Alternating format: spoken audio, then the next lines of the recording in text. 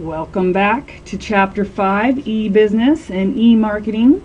We talked about what e-business and e-marketing is, what an electronic storefront is, and the difference between B2B and B2C. I think I'm going to do a shorter version for this section, and this will all be about security challenges. We'll make it a little shorter, and then we'll end with a third section. So moving on to the safety of online payment. There's great advantages to having an e-business and e-marketing presence, but of course that comes with its own set of challenges as well. And companies are making large efforts to make us as consumers feel safe so that when we make our online, so we'll make more online payments. And there's a whole business in providing security to businesses so consumers are protected. Encryption is a process of encoding data for security purposes. So if you were to go to a website, put in all your information and your credit card information, basically how it works is that is sent to the company, and then they need an encryption key to open it up. It looks like a bunch of gobbledygook that makes no sense to anybody unless it's opened up with an encryption key. A secure socket layer, SSL, is technology that encrypts information and provides authentication. Companies are making this their business, and one of the larger companies that does this is VeriSign.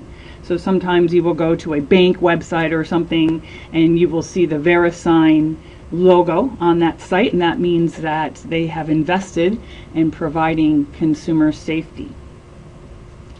Online shoppers may also choose to keep all their information in a different location and pay with that. And you'll often see an option to pay with PayPal instead of putting your information on the consumer e-tailing website.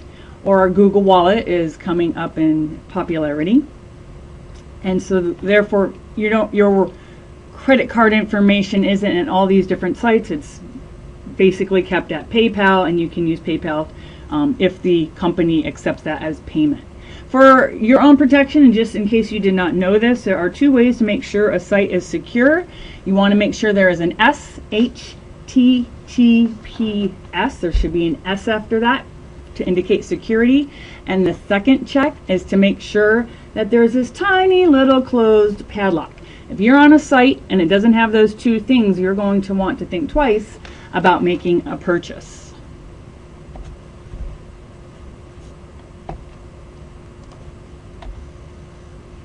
More privacy issues, and it is the number one security concern, is protection of our personal information. Another way to solve it is through electronic signatures. Parties can enter into legal contracts, such as mortgages and insurance policies, online. Recently bought a home about a year ago and did not have to go back and forth to the bank. It was all done electronically and safely through PDFs and electronic signatures. There's a thing out there called cookies, and cookies are great because they make it convenient to us, but it also comes with its issues.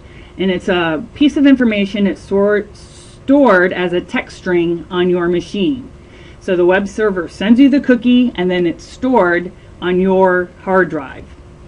Then the browser returns the cookie back to wherever it's going. So for example, Amazon.com is commonly used for this technique. When you order something from Amazon, you fill out your information. Amazon stores that information. The next time you go back to Amazon, it says, "Welcome back, Joe Smith, Tammy Tragus," and we like it, but it does come with somewhat of a risk of privacy.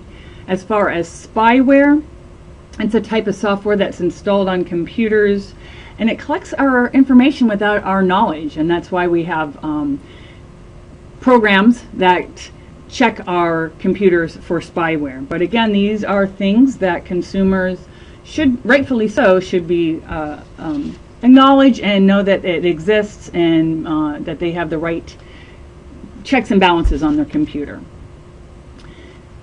Again, there's companies, I think I've mentioned this in the last slide, that are in the business of protecting our privacy. They reassure customers that the information won't be sold to others, And many online merchants have signed up with these type of companies, and a large one is Trustee. Lastly, companies sometimes install firewalls to protect private corporate data. A firewall is an electronic barrier between a company's internal network and the worldwide internet, and it limits the access. And some of you may work at job sites where you can't get to Facebook or certain websites because there's a firewall in there, and it's in place to protect infiltration of the data of the company. All right, the old days of, I'm not saying they aren't burglars anymore that get dressed up in black masks in the middle of the night, but the new way of criminals breaking the law is through our personal information and our credit card information. And why not? They can do it in their jammies anytime they want. So internet fraud is increasing, but on the other hand, so is the technology designed to detect or block it. If you have a complaint about the internet, let's say you have been, and I bet out of a class of 30, somebody has been through internet fraud, what do you do about it? There is a place to go, and if you don't report it, maybe they're ripping off somebody else as well, so recommend that you do it.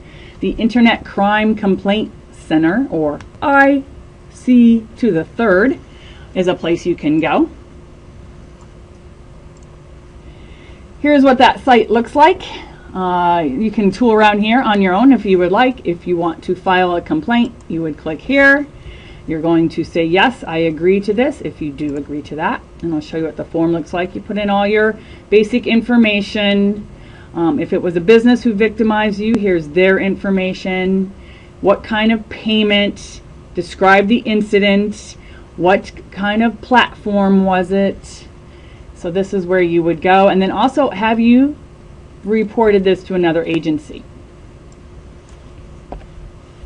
Let me get back to where we were here. Phishing, you have probably been privy to this and seen it in your email boxes. It looks like a legitimate email from maybe your bank and saying, oh, in order to continue your service, we need your social security number and your account number. So that is criminals, again, spending a lot of time and learning how the emails look like they're authentic. And conversely, consumers are frauding companies. And so payment fraud is growing. What happens here is a consumer will make a credit card purchase. They cancel the payment and they say, oh, the order was never placed or the merchandise was never received. Things of that nature. So businesses have to address what they're going to do about consumers trying to rip them off. I'm going to end there. I want to keep these videos a little shorter so I can upload them a little better. You'll have one more section to make 3 sections all together. Take a break.